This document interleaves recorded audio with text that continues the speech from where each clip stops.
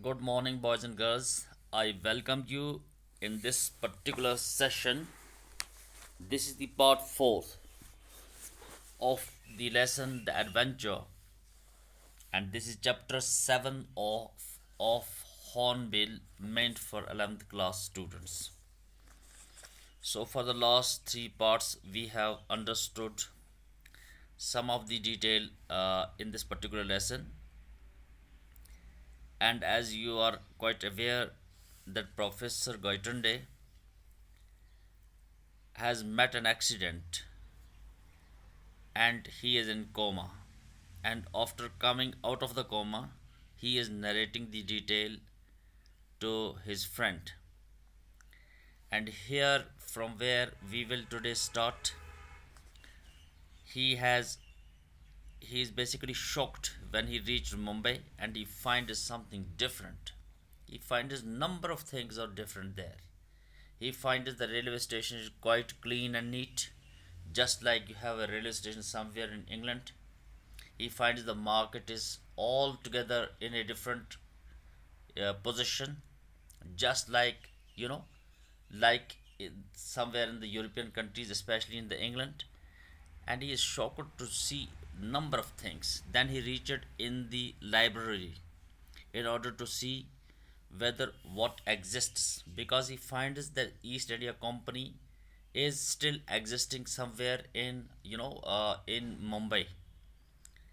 And as per history is concerned, he is quite aware that after 1857 you wouldn't have an iota of existence that is found in the form of East India Company that has somehow subjugated the Indian territory. That's why he is in he is in a problem, and in order to solve that problem he simply reached somewhere in a library in the town hall, and he is trying to see the books on history, and he is himself an historian.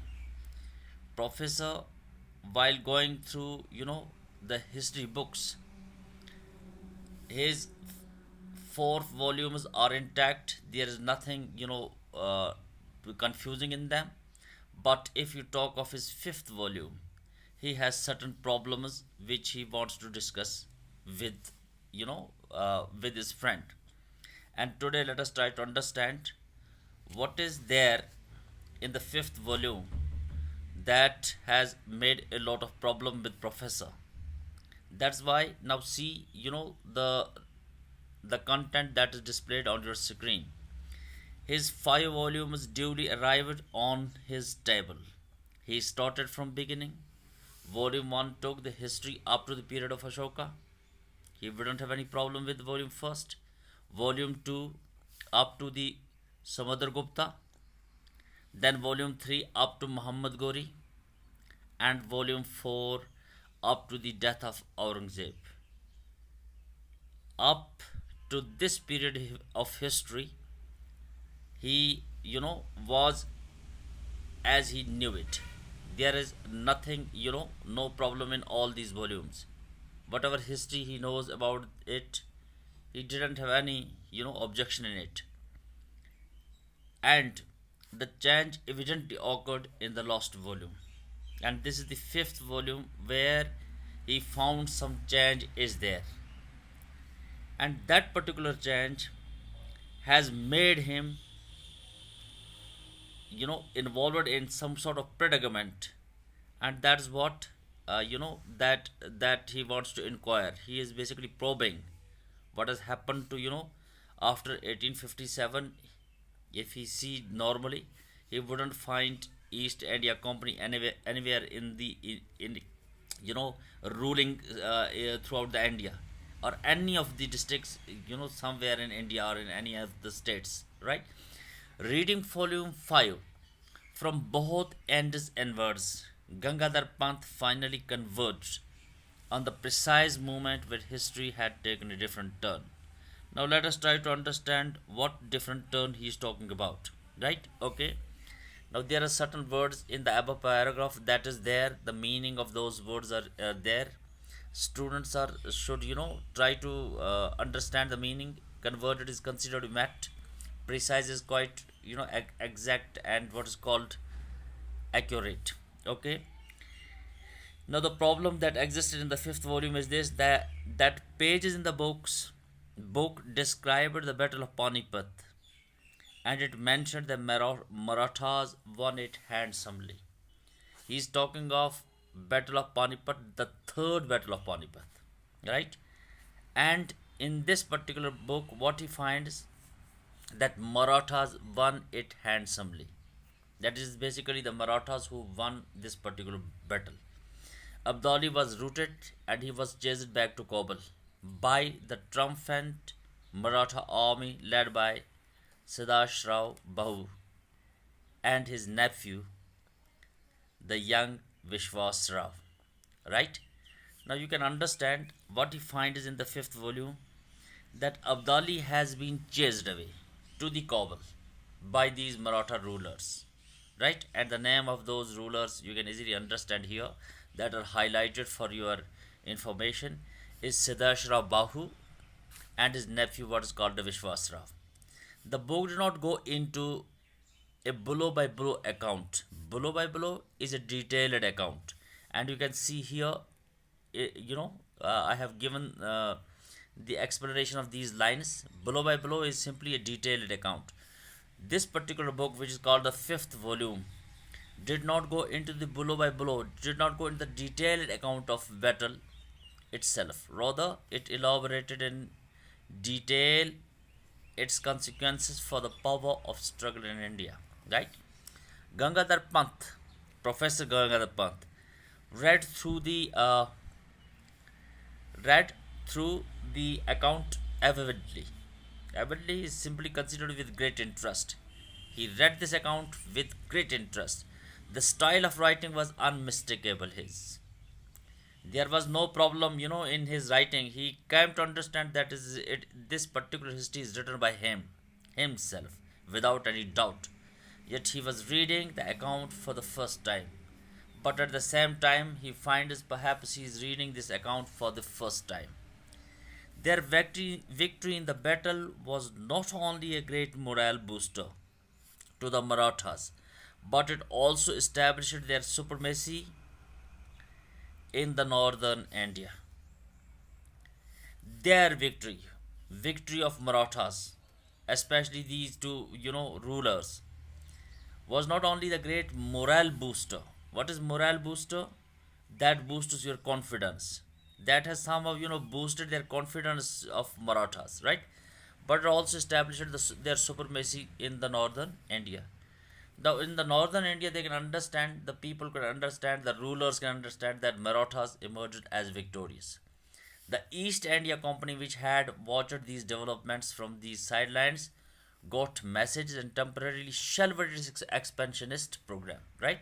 Now, what East India Company did, they postponed their program, what is called expansionist program. Expansionist program is simply, a program, a policy, what of territorial or economic expansion.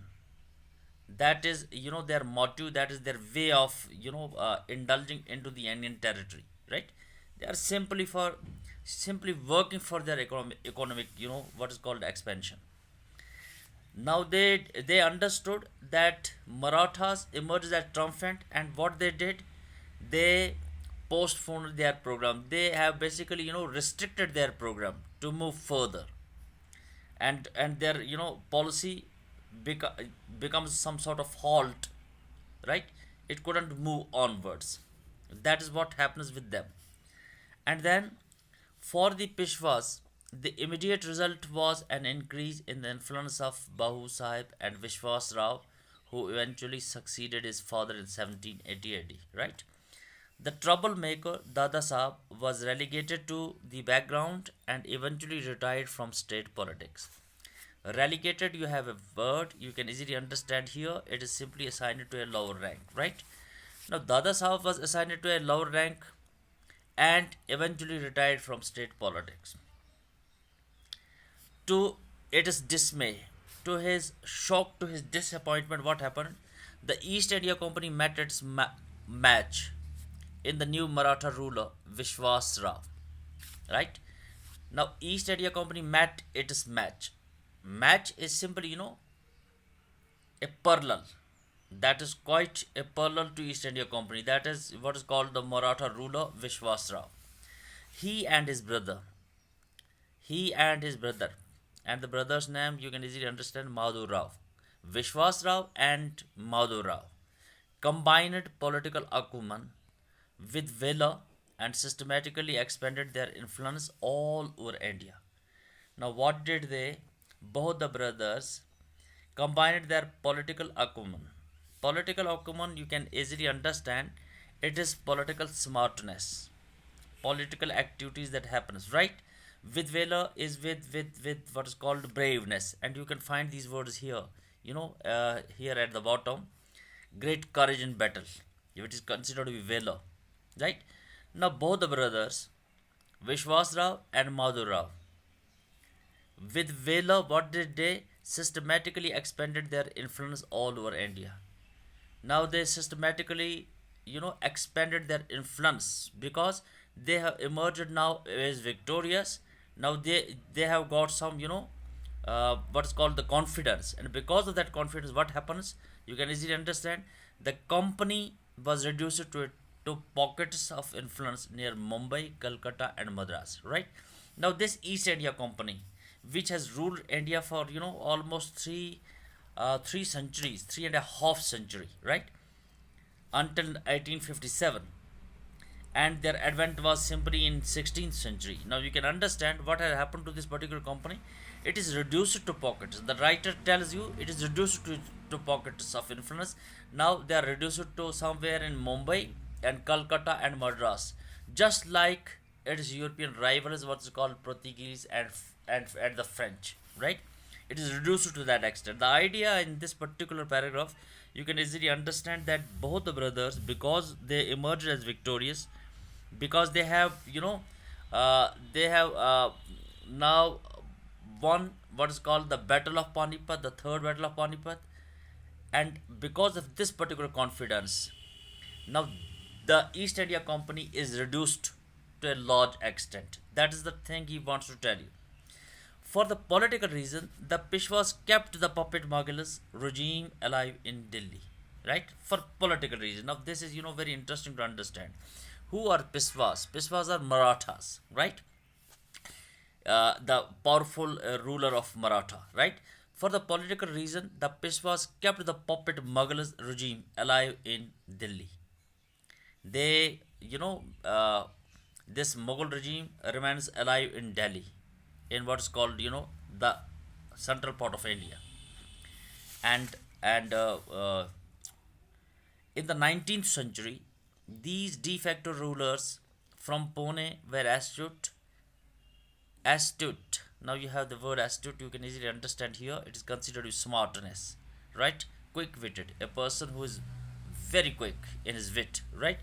Yes, from Pune were astute enough to recognize the importance of the technological age drawing in Europe. They set up their own centers of science and technology. Here, the East India Company saw another opportunity to extend its influence. It offered aid and expertise. They were accepted only to make their local centers self-sufficient. Now, the policy of East India Company, that is simply to set up very small units somewhere in Delhi, etc., and that's why they set up very small units. Now see again this particular paragraph, what he wants to say. For political reasons, what happens? The Peshwas kept the puppet Mughal regime alive in Delhi, right? This Mughal regime remains alive in Delhi. Otherwise, the idea in this particular passage is Marathas are powerful to that extent they can easily invade Delhi and they can take control of it, right? But they did not did that. Because why they did not did that? Because of political reasons. In 19th century, these de facto rulers from Pune were astute enough to recognize the importance of technological age drawing in Europe, right? Now they are, they understood that this is the age of now technological age, and because of that particular age, what they did, they set up their centers, their own centers of science and technology, right? Here the East India Company saw another opportunity. Now they saw another opportunity to get entry into this particular region, right? It offered aids and expertise. They were accepted only to make their local centers self sufficient. Okay. Now, boys and girls, this is the summary of these two paragraphs together, the paragraph first and the paragraph two that follows. Okay. Now, let us come to understand, to understand this further part. The 20th century brought further changes inspired by the West. The 20th century brought about further changes inspired by the West. India moved towards the democracy. By then, the Peshwas had lost their enterprise and they were gradually replaced to democratically elected bodies. The Sultanate at Delhi survived even this transition largely because it wielded no real influence. The Shahnshah of Delhi was no more than a figurehead of a rubber stamp. The recommendation is made by the central parliament, right? Now, in this passage, you can easily understand the 20th century brought further changes, right? Now, India has now become a democratic country. Now, it has become a democratic unit, right? By then, what happened is the Peshwas has lost their complete control. They have lost their enterprise, they have lost their complete control, and they were gradually replaced to what is called democratic elected bodies. Now there is complete democracy, and people are elected by the way of what is called, by the way of franchise, etc. Right? The Sultanate at Delhi survived even this transaction largely because it wielded no real influence, right? And what happens to Sultan of Delhi, you can easily understand. The last line is very important. The Shahnshah of Delhi was no more than a figurehead of rubber stamp. Now, what was the Shahnshah of Delhi? It is simply a rubber stamp. Rubber stamp. You can call him, in other words, a scapegoat, right? The made by the central parliament. He is simply, he exists only a rubber stamp without any power. That is what you mean by the rubber stamp. As he now, this is the last paragraph. Let us try to understand it further. As he read on, Gangadhar Pant began to appreciate the India he had seen. It was a country that had not been subjected to slavery for the white man. It had learned to stand on its feet and knew what self respect was, right? Now, this is Gangadhar Pant, what he figures, what he looks, right? He looks that India must be a democratic country, it should exist on its own, it should have its own respect, self respect, right? For a position of strength and for purely commercial reason, it had followed the British to retain Bombay as the sole outpost on the subcontinent.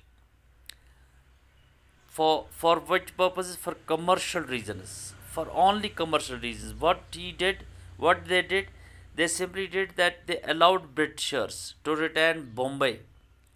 In those today it is Mumbai. In those days it is considered Mumbai, right? As the sole outpost of the subcontinent. That means they are reduced to this area what is called Mumbai. That is the total thing. For what reasons? For the commercial reasons. The lease was to expire in the year 2001. There was an agreement between the two, as according to the Treaty of 1908, right? In 1908, there was a treaty between the two, and this particular lease has to get finished by the year 2001, right? Gangadhar Pant could not help comparing the country. He knew what he was witnessing around. Gangadhar Pant could not help the comparing the country. He knew what he was witnessing around him, right? What he witnessed around him, he finds something different. What it perhaps it exists, okay? But at the same time, he felt that his investigations were incomplete. How did Maratha win the battle? Now, this is the question that comes to his mind, and this is the question. Because of this particular question, you have this lesson, what is called the adventure, right? To find the answer, he must look accounts of the battle itself. Right now, what he did, he has to see, he has to probe, you know, how Marathas won. Basically, the battle was won by Afghans. The battle was won by Abdali rather than what is called the Marathas. But he finds, in fifth volume, that the battle was won by Marathas, and that's why he is probing. But boys and girls, for your information, I am again repeating it, that Professor, when he moves from Pune to Mumbai, he met an accident somewhere, and he is in the coma. And in the coma, what he is finding, this is the detail that is given on your text, and this is another part. From here onwards, we will start. It is adventure part 5 in the next lesson, inshallah. Okay, for today it is enough. Thank you, so kind of you.